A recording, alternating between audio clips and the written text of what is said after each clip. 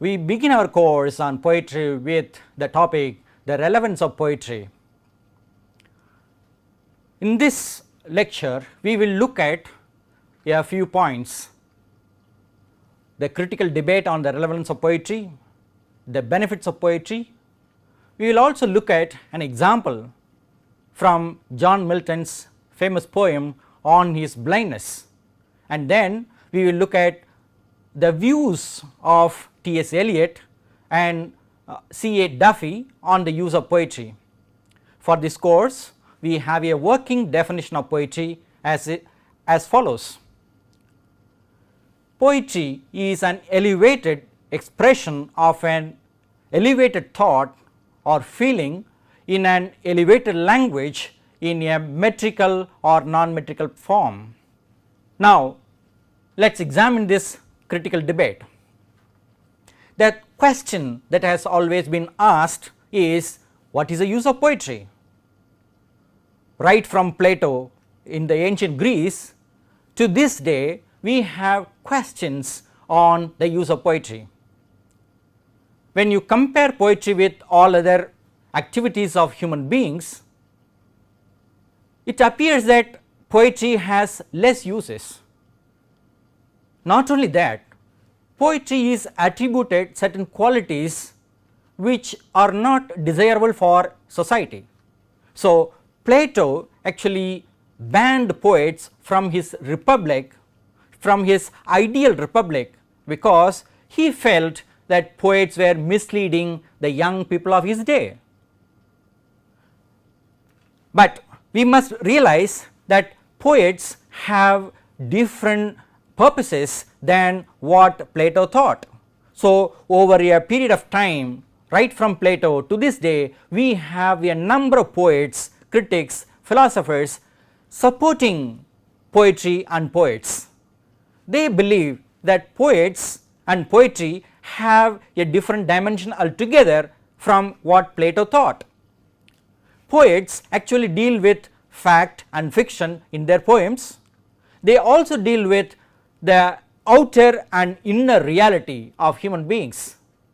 Therefore, what poets do is different and has to be defended by right-minded people. So, ancient theorists like Aristotle, modern theorists like T.S. Eliot, they have all supported poets and poetry throughout the human history. Recently, we have this poet Carol Ann Duffy from Britain. She was the poet laureate before Simon Armitage. She was able to create a climate of support for poetry in contemporary Britain and in this world. She has a beautiful working description of poetry. She says, poetry is the music of being human. So, to be human is to be in touch with poetry, and therefore poetry is always relevant. We will look at certain ways in which poetry is relevant to human beings. We start with this idea of self-understanding. When we read poetry, what happens to us? I believe we understand ourselves more. How? We can understand the self-image, the picture that we have of ourselves through poetry. Next, we can have more knowledge of our own self, we call it self-awareness, by reading poetry. Then we can also have better feeling about ourselves when we read poetry. And lastly, we can also increase the kind of capacity, physical and mental capacity that we have in doing our own activities or even living our life. We can improve our capacity by reading poetry. Here is a beautiful extract from John Clare, a 19th century poet called I Am. I am, yet what I am none cares or knows. My friends forsake me like a memory lost. I am the self-consumer of my woes. They rise and vanish in oblivious host, like shadows in love's frenzied, stifled throes, and yet I am and live. Here we have the idea of self-expression. When we read poems, what do we find in them? We find an expression of the basic emotions of love, faith, fears, hopes, everything that we feel about ourselves. When we read a poem, we get a chance to read a poet's own self-expression as our own. And what we gain by reading this poetry is a development and use of a persona or a mask that the poetry has attempted, and we also develop such mask in our own self. And when we interact with them, we are able to increase our own feelings and thoughts through a poetic voice. That is why Parini says poetry matters in part because of voice. Here we have an example from Walt Whitman, the American poet. His well known poem is Song of Myself.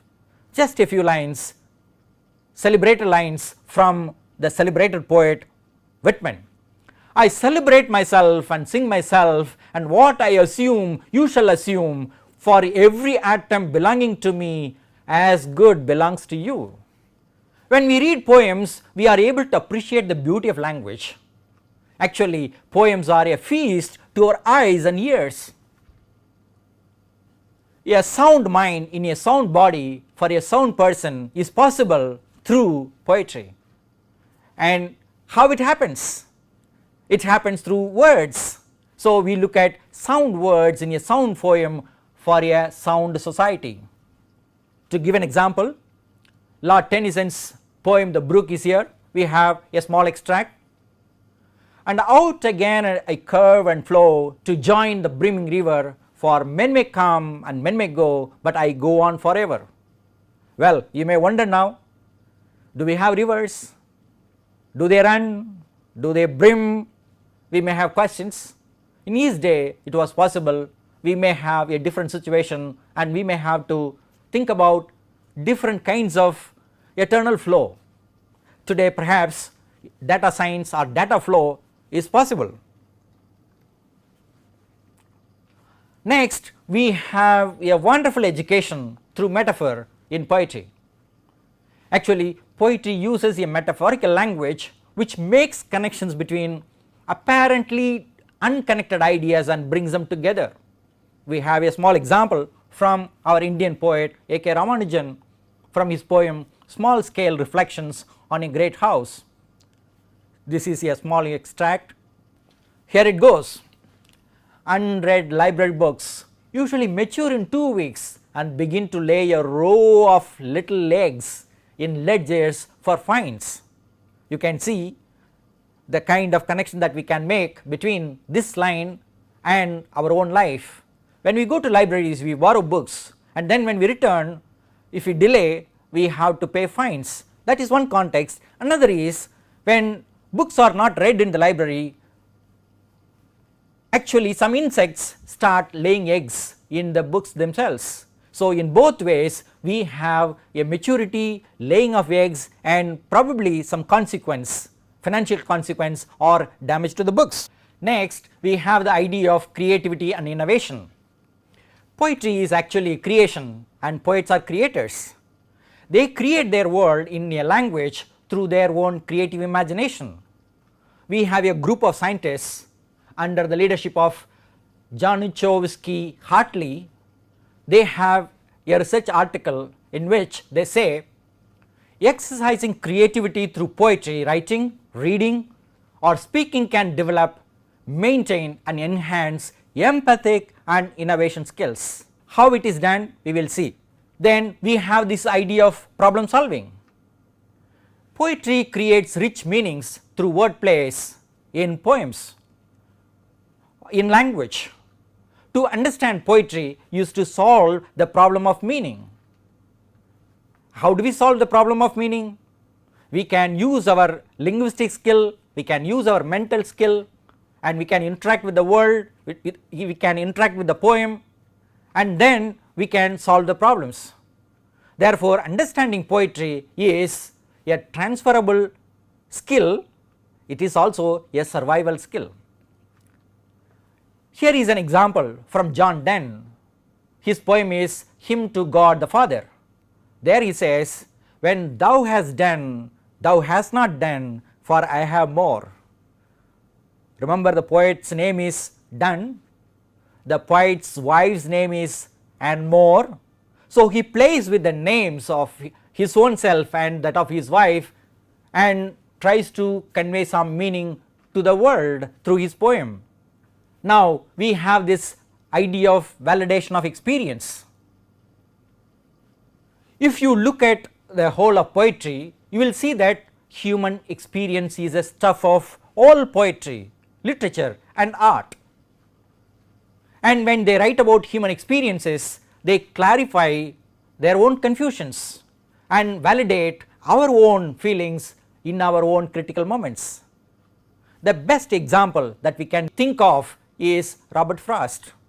His well-known poem, The Road Not Taken, deals with a decisive critical moment, and there he says, we have the first 3 lines and the last 2 lines from this poem.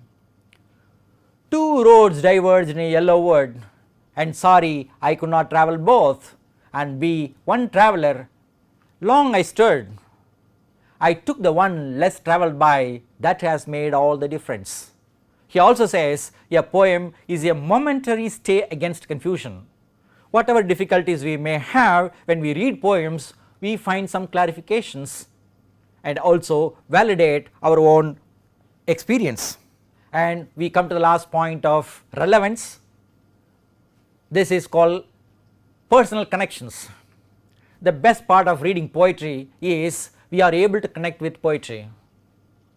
Today we live in an increasingly disruptive world. Our world is facing so many challenges. We have social, technological, economic, political and many other upheavals which affect us to no end. We find ourselves suddenly cut off from the rest of the world. Then what do? How do we connect ourselves? One of the best ways is to read and write poems. This writing and reading can help us stay connected with ourselves and with others. Let us look at this example. John Milton's On His Blindness. It is a well known poem. Here we have this poem and also the rhyme scheme. When I consider how my light is spent, or half my days in this dark world and wide, and that one talent which is death to hide, lodged with me useless, though my soul more bent to serve therewith my Maker, and present my true account, lest the returning chide, doth God exact day labour lie denied? I fondly ask, but patience, to prevent that murmur, soon replies, God doth not need either man's work or his own gifts, who best bear his mild yoke, they serve him best. His state is kingly, thousands at his bidding speed, and post over land and ocean without rest. They also serve who only stand and wait. We have a number of questions now to ask. How does a speaker in the poem understand and express himself? How do the readers appreciate the language and educate themselves in metaphor? How do the speaker and the readers develop their creativity, innovation, problem solving skills? And how do they validate their experience and connect themselves with others? Let us look at the answers to these questions one after another. When we read this poem, what do we gain? We have understanding. We understand our own problems, like the problem that Milton faced. We are given life. We are given some talent. But when we face difficulties in using our talent to find out our own true potential, we have a huge crisis in our mind. What am I to do? So we understand Milton's problem, we understand our own problem. What Milton expresses is an example for us to express our own feelings. The kind of language that Milton uses, the kind of metaphor that he uses, we understand. what he does is to question God about a complex situation. Who is there in the world who has not questioned God or the creation or the entire humanity? So Milton gives us a chance to understand ourselves. Next, what Milton does is to use the scripture, that is the Bible, to ask questions. There is a tradition, there is a path, but that path does not give him complete solution, so he asks questions and then he answers the same question by using the same tradition. So the point that we have to understand is, only when we ask questions we will get answers. That is one of the basic principles of any scientific or religious endeavor. We ask questions so that we get answers, and we are never supposed to be happy with whatever situation we are in. We can overcome all those difficulties. We have to remember that John Milton wrote his best epic in English when he was completely blind. Can you imagine? Homer was blind. Homer, the Greek epic poet, was blind. The English poet was also blind when he wrote this poem. Next, when we read a poem like this, we see how others live their lives and learn from their examples. And lastly, we have to understand our problem is only one of the problems. This is not the only problem in the world for ourselves or for anybody else for that matter. We have to realize that we are one individual, we have one problem, but there are many individuals, many problems, and we ourselves may have many problems, but then we have to realize there is a time and place for everything to solve. It will get solved. When we approach the poem, how do we analyze the poem? We can look at the form of the poem, that is Petrarchan sonnet. Slowly, by and by, you will understand sonnet, Petrarchan and all that, even octave, sestet. We have some technical terms, these are poetic conventions, we will gradually learn all about them. The rhyme scheme is ABBA, ABBA, CDC and CDC, and the rhyming words at the end in the poem that we have are spent, wide, hide, bent, first part, present, chide, denied, prevent, second part, need, best, state, third one, and last one, speed, rest and wait. The whole poem is written in another technical term, iambic pentameter.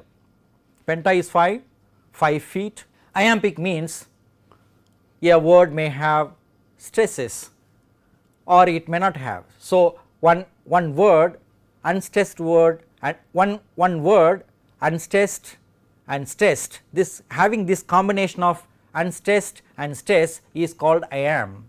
We will look at all these technical terms in the course of our lecture in the first week. We will define them, give them examples, and then we will proceed. Next, last part of this analyzing the poem is how are these lines flowing. We have some end stopped lines, that means there is a pause. We also have pause in the middle of a line, so that is called caesura. These are the lines from this poem. To serve therewith my maker and present, my true account lest he returning chide, that God exact day labor lie denied. So to is unstressed, serve is stressed, that is I am. So we have some examples like this within this 3 lines. Further we move on to analyzing the poem. We can look at the syntax, that is sentence structure.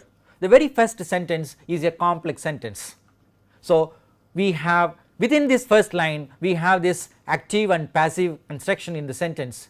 We also have yes or no question, and then we have an elaborate answer. So the language used, the sentence structure used, the words used all form a complex construction or complex sentence structure or complex poem the poet builds. He also uses something called allusion, that is reference to something else, and this allusion can be metaphorical as well, or it can create an image, it can create a whole story within a poem. So, what we have in this poem is an allusion to the Bible, that is the parable of the talent. Here we have God giving talents, coins to 3 disciples, and then asking them, what did you do with them, and then how they reply to God is what we have. When you are given a talent, you have to use it, improve it and grow it, and when you do not use it, when it remains whatever it is given, then that is no good. So, the whole poem, this idea of this parable is there in the poem, and the whole poem is presented to us in the form of a dialogue between the speaker and patience.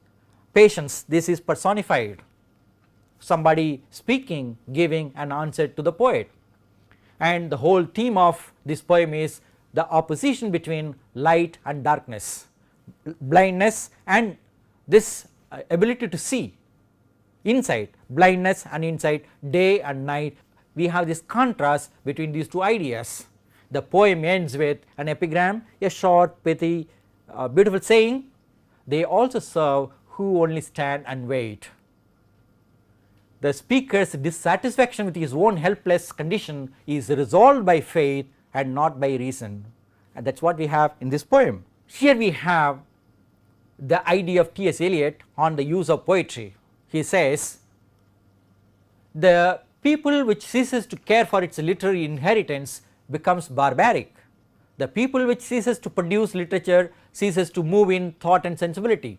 The poetry of a people takes its life from the people's speech and in turn gives life to it, and represents its highest point of consciousness, its greatest power and its most delicate sensibility.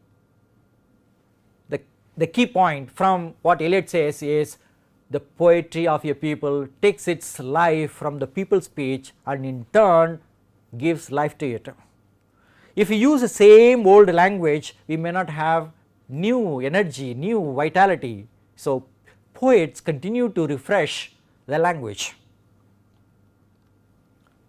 We also have the contemporary poet Carol Ann Duffy's view on poetry. It is poetic actually. A poem, if you like, is the attire of feeling, the literary form where words seem tailor made for memory or desire. However fashionably we dress ourselves up, we are all in our common humanity the same under the skin. That is the essence of literature, that is the essence of great understanding, wisdom. She also says, without poetry to reinvigorate our language, we will in the end find ourselves in a kind of linguistic hell. Poetry actually creates a heaven for us by using new language. In all, what we have looked into this lecture, we have summarized here. We have examined the critical debate on the role of poetry. We found the benefits of poetry: self-understanding, self-expression, appreciation of language, problem solving, creativity and innovation, personal connections, education by metaphor and all that. We also examined Milton's On His Blindness and saw how we could connect with Milton's own blindness and understanding of life. Finally, we looked at the views of T.S. Eliot and C. Duffy on the use of poetry, particularly focused on the idea of refreshing language, refreshing our own life. We will come back with another video next time.